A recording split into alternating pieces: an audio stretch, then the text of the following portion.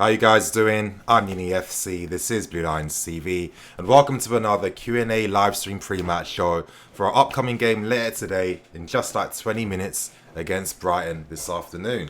Apologies for this stream coming out so late. The technical difficulties have been real. My God, OBS has just been fucking me over today. It's annoying. I was hoping to get this started literally at 2, so I wasn't even going to do this in the end, but I was like, I've wasted so much time trying to get this working that I had to do something in the end. So you guys, of course, we're going to be talking about the lineup news today. Very surprising stuff, but you know, there's context behind today's lineup. So yeah, for fans, it's really not the time to panic. As I'm saying, when it gets to the second half and subs get made, the game is going to get even better. So we just have to be patient for that. But yeah, you guys, I do want to say to all of you, of course, if you do want your questions prioritized, I suggest that you do send a super chat. It is going to be hard to get through most of them today just because there ain't enough time. So if you want your questions answered, I'd say super chat is the best thing. And you guys, on that note, let's get straight into the predicted lineup for today's game. As you can see, Aspie, Christensen, Tamori and Alonso, Jorginho and Ross Barkley, okay, Willian, Pedro, Mason Mount and Tammy Abraham. Now, on the bench is when things look good.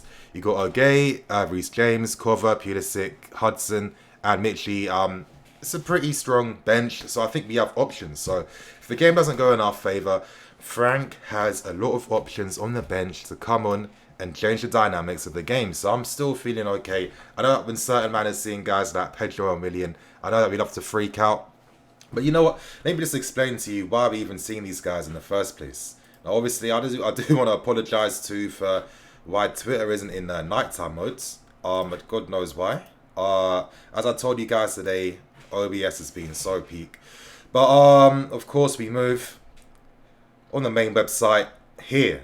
Now the news was released on the 5th Stan app, and you know the 5th Stan app is quite decent to get up-to-date news. So maybe you guys consider that. But here Lampard says that Kante with another niggle with his injury, and Katsuma just felt ill this morning. But you know, I'm hoping Lampard stops rushing players. But listen, I do understand that Lampard's a guy that wants us to win all the time. He wants us to be competitive. Sometimes that means that you have to play through the pain and sacrifice. I mean, Lampard would know all about that. When he was a player for us, so many players would play through the pain. I'm talking about Drogba, John Terry famously playing a whole season with like a broken foot or something ridiculous like that. So, you know, that's part and parcel of, the sacrifices you need to make. But, you know, I feel like a lot of these are a bit self-inflicted right now. I feel like with more patience, maybe, I know no one likes it, but maybe taking those L's at the start would mean that we could have had a Kante that we can rely upon a lot more earlier at the start of the season. You know, same thing for Emerson as well. You know, 2 injuries that shouldn't really be happening in my personal opinion. Even though I get it, it's still quite frustrating. But obviously the timeline was not too happy earlier when I saw the lineup news. The timeline can be pretty funny. I can't lie to you guys. What's Football Chelsea saying? At what point did Lampard think that benching Pulisic for Willian and Pedro and starting Ross Barkley in the double pivot would be a good idea? You know, I just think certain fans just don't want to accept that Pulisic needs to adapt and needs to settle in.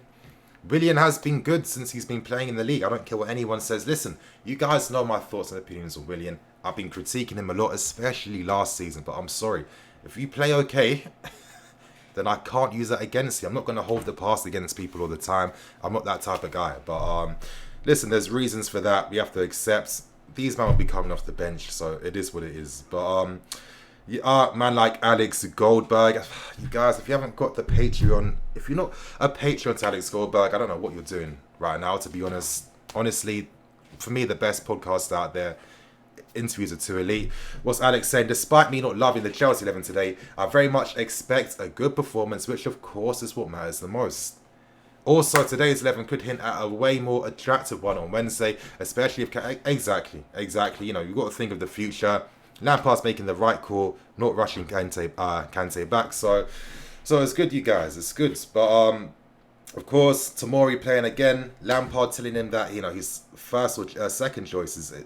That's big news. That is a big statement made by Frank Lampard. And I think Tamori does deserve it. Tamori has... He's a really interesting player. I mean, some great attributes. Plays up from the back well. One-on-one defensively very good too. And his passing out is good as well. So, Lampard's watching this guy for an entire season. He's going to understand Tomori's game and what he needs to do. So, happy days. But you guys, that's the latest with surrounding the lineup and what's happening. I'm going to answer some of your questions for a bit. Let's see what you man are saying on the chat.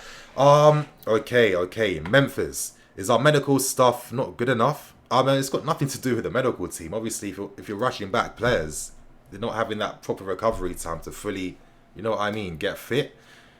I mean, it's got nothing to do with the medical team. We've got a very good one, so it is what it is. Saramesh, what are you saying, man? Nini Pulisic needs to get binned next summer. Instead, go for Chukwueze or Sancho. Now, Chukwueze is someone that I was looking at from the start of last season for Villarreal. Guy, he does kind of remind me of an Arjen Robben. The way he cut inside, his games against Barca and Real Madrid. Listen, I like young players that know how to stand out in big games. He has that confidence. He's an interesting player. Sancho for me would be the dream one. The guy's like a playmaker, winger, scorer, all these guys in one. You know what I mean? It makes a lot of sense for me. I'd go for a Sancho. But what stream do you use? The stream that I use is whoever just posts it on Twitter. But of course, by now you guys use Google. It's not too hard. Just Google Chelsea vs Brighton stream. You'll find a few selections. So you guys will be covering. If you actually wait for me on the community tab on my YouTube channel, fuck it, I will post a link for you guys. I'll post a link so you guys can get quick access. But I'm gonna delete it once the second half starts. So you guys are gonna have a window of an hour to get access to the link, and then from then on you guys are on your own. But let's go on. G2Y7821, good lord, what a name. No bin Pedro Million and buy someone else and keep Pulisic as well. I mean, you're thinking of the future. Let's try and keep the conversation focused on today. Aaron Z boy, do you think Hudson-Odoi should have started? No. I think come on, with Emerson and Kante both suffering these reoccurring injuries because they're getting rushed back, the last thing Lampard wants to do is risk rushing back Hudson-Odoi so the guy stays out for time. Hudson-Odoi is in Lampard's plans. Big part of his plans this season, so there's no way he's gonna mess that up. Your homie 24, living up to that name. Yeah, you know what, your homie, if you got me on Twitter, if you can DM me a link, that'll just make my life easier. That way I can post on the community tab and help you guys out. But as I'm saying, you guys, if you want any questions prioritized, you know where the super chat button is. We move. What's my Twitter? Take a wild guess what my Twitter could be. Take a wild guess. Harry, how you doing? Do you think Reece James comes into midfield? Now, this is the interesting thing. With a player like Reece, I'm constantly talking about the tactical flexibility. I was theorising how Lampard may use him. And in that game against Grimsby, we were seeing Reece moving more inverted at times to help out in midfield. And that's what you can do. During the youth team, we have players that are multifaceted that can perform and do a lot of duties in different positions. And when you have players of this dimension, it means that whenever you need to improvise and find solutions on the pitch, these guys are able to do it. They're confident and they're comfortable, and it's no surprise. So with Reece coming into the team, it just makes us a bit stronger from a tactical point of view. And of course, the guy's an amazing player. So I'm really hoping he comes on later on. Maybe Alonso might go off. I'm thinking Lampard might think, listen, I've got Emerson injured. I can't afford having Alonso being out as well. You know what I mean? If that happens, things do get a bit peaker. So maybe he is going to replace Marcus Alonso and Aspie moves to the left-hand side. I wouldn't be surprised by that. Yeah, Luca, I will post the link on my community tab. I'm going to be leaving here in the next 7 minutes, and then I'll post on the community tab. So you guys, community tab, make sure you pay attention if you guys want the stream. And of course, if you follow me on Twitter, I'm going to be retweeting shit anyway, so you guys are good. Joanne, my guy, how you doing? Your thoughts on Barkley playing in the pivot instead of cover? That is very interesting to me. Really peculiar. Listen, I thought Barkley in the second half, I was very critical of him in the first half, but as I'm stressing, as long as you're on point and if you rectify the situation, I'm not going to use it against you. I know, with Ross Barkley, I've got my grievances with the player. I don't personally feel that he's up to our level, but at the same time, I'm not gonna constantly bash it non-stop. This gets a bit boring, and I don't want to be that type of fan. But yeah, Ross Barkley in the pivot. I don't know how to feel about that. As the game goes on, we'll see. Could there be any tactical merits behind it? Could it just simply be maybe cover hasn't been as good recently? Or maybe Lampard's thinking, listen, with Kante out, I don't know if this guy's going to be available for the game this Wednesday. Maybe it makes sense to rest cover. Maybe bring him on as a substitute maybe later on in this game. And to make sure he's fully fresh for that game this Wednesday. Of course, it's a must-win. We need to get points. Ideally 3 points, so we're able to qualify from this group. That's what we need to do. We don't want to be in the Europa League again. Nah, I don't think I could do another Europa League campaign this season, you guys. That's the last thing I want to do. And I wouldn't, you know what? I wouldn't even celebrate if we won it again, But of course, we move on. Other questions. Boom. Cillian, post the link. Yep, don't worry. Karina, hello. I'm from Indonesia. How you doing, man? Thank you for joining the stream. Adam Wong, Mount is going to have to do mad work today.